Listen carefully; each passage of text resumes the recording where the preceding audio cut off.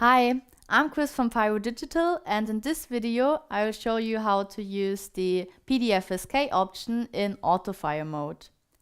Besides the internal option, the field controller can be synchronized to an external timecode. You can select the timecode format in the autofire menu.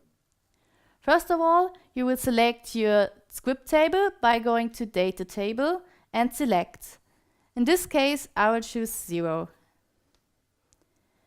After that, plug in your network cable. Now you have to go to autofire mode and turn the key to the fire position if it is safe to do so. Please choose FSK slave now. Now hold the enable button and press fire. The field controller is now in wait code. Now you can start your timecode.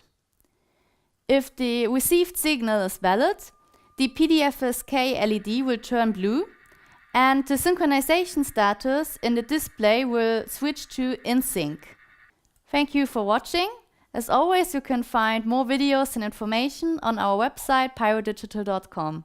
See you in the next video. Bye!